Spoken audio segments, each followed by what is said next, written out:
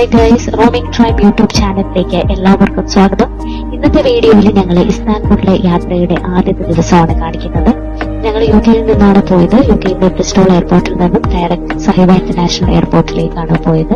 ഞങ്ങൾ യുകെയിൽ നിന്നായതുകൊണ്ട് E visa എടുത്തിട്ടാണ് പോയത്. ഇ വിസ അപ്ലൈ ചെയ്യാനുള്ള ലിങ്ക് ഡിസ്ക്രിപ്ഷൻ ബോക്സിൽ കൊടുത്തിട്ടുണ്ട്. ഞങ്ങൾ പോകുന്നതിന് മുന്നേ ഈ സിം എടുത്തിട്ടാണ് പോയത്. എയർ അലോയുടെ സിമ്മാണ് എടുത്തത്. ഏകദേശം ഞങ്ങൾക്ക് 18 പൗണ്ടായി. 1051 ലിറ ആണ് ഞങ്ങൾക്ക് ആയത്. നമ്മൾ അവിടെ പോയിട്ട് ലോക്കൽ സിം എടുക്കുമ്പോൾ നമുക്ക് 3000 ലിറയാവും.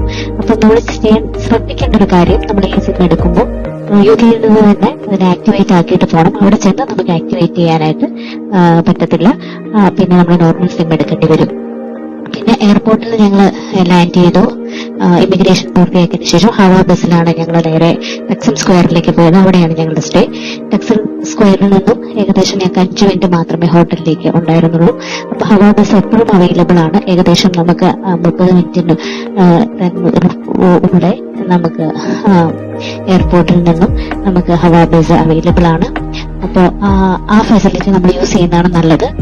നമ്മൾ ടാക്സിയിലൊക്കെ ആണെങ്കിൽ നമുക്ക് ഏകദേശം 5000 ലിറയൊക്കെ ആവും. ഏകദേശം നമുക്ക് 700 ലിറയാണ് ഞങ്ങൾക്ക് 3 പേർക്കും കൂടെ ആയത്. ഹോട്ടലിൽ നിന്ന് ഞങ്ങൾ ചെക്ക് ഇൻ ചെയ്തതിന് ശേഷം നേരെ ഞങ്ങൾ ഫുഡ് കഴിക്കാൻ പോയി. ഞങ്ങൾ ഫിഷ് ബിരിയാണിയും ചിക്കനും ഒക്കെയാണ് കഴിച്ചത്. അതിനുശേഷം ടെക്സം സ്ക്വയർ ഞങ്ങളൊന്ന് എക്സ്പ്ലോർ ചെയ്തിട്ട് നേരെ റൂമിലേക്ക് പോയി. റൂമിൽ ഫസ്റ്റ് ഡേ തന്നെ റെഡിയായി ഞങ്ങൾ നേരെ ബ്രേക്ക്ഫാസ്റ്റ് കഴിക്കാൻ പോയി. ഹോട്ടലിൽ അത് ഇൻക്ലൂഡഡ് ആയിരുന്നു. ബുഫറ്റ് ആയിരുന്നു. എല്ലാ ടർക്കിഷ് ബ്രേക്ക്ഫാസ്റ്റ് ഐറ്റംസും അവിടെ അവൈലബിൾ ആയിരുന്നു. അതിനുശേഷം ഞങ്ങൾ നേരെ പോയത് ഇസ്താൻബുൾ കാർഡ് എടുക്കാനാണ്. ഇസ്താൻബുൾ കാർഡ് നഗരത്തിലെ എല്ലാ ട്രാമുകളിലും ബസ്സുകളിലും ഫെറികളിലും നമുക്ക് ഉപയോഗിക്കാവുന്ന ട്രാവൽ കാർഡാണ്. ടെക്സം സ്ക്വയറിൽ മെട്രോ സ്റ്റേഷൻ മെഷീനിൽ നിന്നാണ് ഞങ്ങൾ എടുത്തത്. ആ മെഷീൻ പല സ്ഥലങ്ങളിലും ഉണ്ട്. ഈ പറഞ്ഞ മെട്രോയുടെ അവിടെ നിന്ന് നമുക്ക് കാർഡ് ഞങ്ങൾക്ക് എടുക്കാനായിട്ട് സാധിക്കും. ആ മെഷീനിൽ നിന്ന് ടാപ്പ് ചെയ്ത് നമുക്ക് സൗകര്യപ്രദമായിട്ട് എടുക്കാനായിട്ട് സാധിക്കും. ഏകദേശം ഞങ്ങൾക്ക് 70 പൗണ്ടാണ് 5 ദിവസത്തേക്ക് ആയത്. ഏകദേശം 4000 ലിറ വരും. അപ്പം നമ്മൾ ടാക്സിയോ അങ്ങനത്തെ ഉള്ള കാര്യങ്ങൾ ബുക്ക് ചെയ്യേണ്ട ആവശ്യം വരുന്നില്ല. കാർഡ് വാങ്ങിയതിന് ശേഷം ഞങ്ങൾ നേരെ ടെക്സം സ്ക്വയറിലേക്കാണ് പോയത്. അവിടെ നിന്നും ട്രാം എടുത്ത് ഞങ്ങൾ ഗലാറ്റ ടവറിലേക്ക് യാത്ര തുടങ്ങി. ട്രാമിന്റെ ലാസ്റ്റ് സ്റ്റോപ്പാണ് ഗലാറ്റ ടവർ. അപ്പൊ അവിടുന്ന് ഞാൻ കുറച്ച് നടക്കാനുള്ള ഡിസ്റ്റൻസ് മാത്രമേ ഗലാറ്റ ടവറിലേക്കുള്ളൂ. അപ്പൊ ട്രാമിൽ പോകുന്നത് വളരെ ഒരു പുതിയൊരു എക്സ്പീരിയൻസ് ആയിരുന്നു. അതല്ലാതെ നമുക്ക് നടന്നാണെങ്കിലും നമുക്ക് ഗലാറ്റ ടവറിലേക്ക് പോകാവുന്നതാണ്. അതിനുശേഷം ഞങ്ങൾ ഫസ്റ്റ് പോയത് ഇൻസ്റ്റഗ്രാമിലൊക്കെ ഫേമസ് ആയ സെയിന്റ് സെബാസ്റ്റ്യൻസ് കേക്ക് ട്രൈ ചെയ്യാനാണ്. അപ്പോൾ അവിടെ നമ്മുടെ ഗലാറ്റ ടവറിന്റെ താഴെ തന്നെ ഒത്തിരി ഷോപ്സ് അതിന് അവൈലബിൾ ആണ്. ഏകദേശം 700 ലിറയാണ് ഒരു പീസ് ഓഫ് കേക്കിനായത്. അപ്പോൾ ഞങ്ങൾ അത് ട്രൈ ചെയ്ത് വളരെ വർത്ത് ദ ഹൈപ്പാണ് ഈ സെയിന്റ് സെബാസ്റ്റ്യൻസ് കേക്ക്.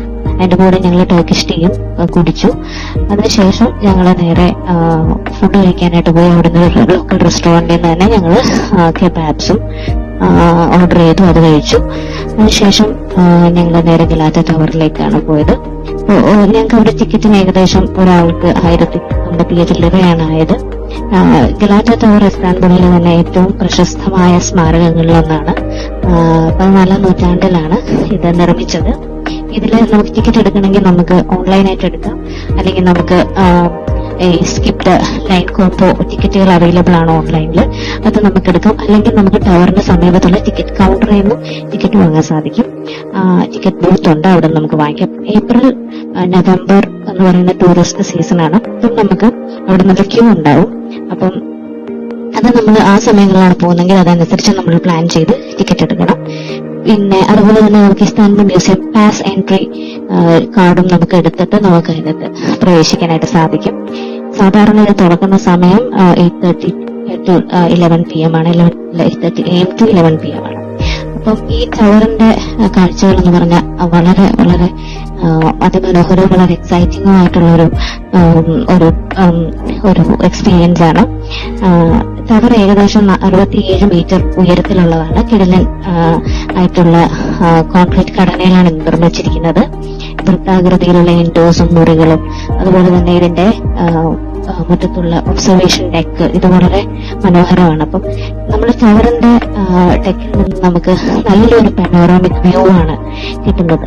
അതുപോലെ തന്നെ നമ്മൾ ടവറിലേക്ക് മേലിലേക്ക് പോകുന്നത് ലിഫ്റ്റിലും താഴത്തേക്ക് നമ്മൾ ഇറങ്ങിയിട്ടുമാണ് വരുന്നത്.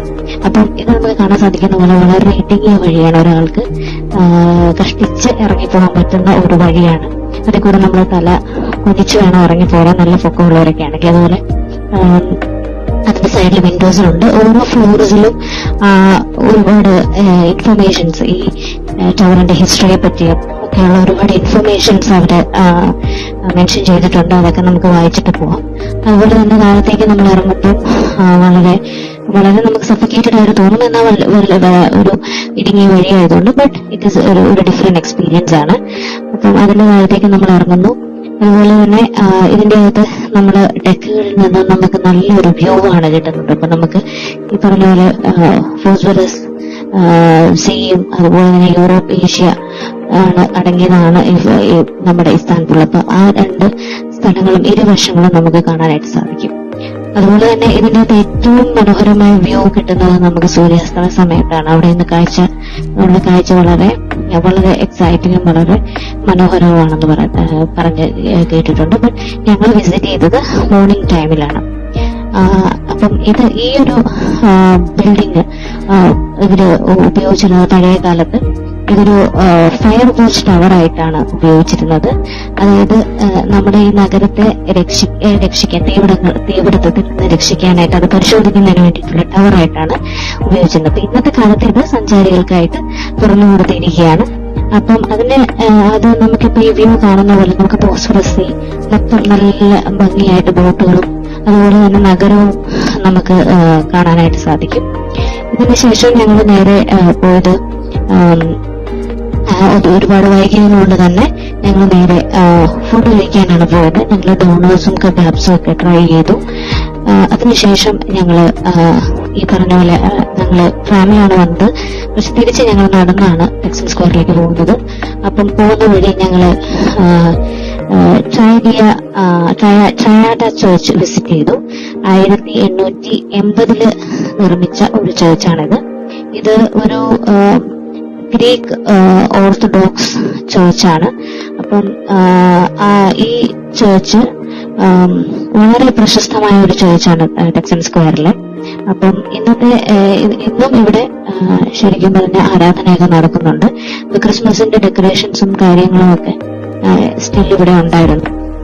പള്ളി വിസിറ്റ് ചെയ്തതിനു ശേഷം ഞങ്ങൾ തിരികെ റൂമിലേക്ക് പോയി.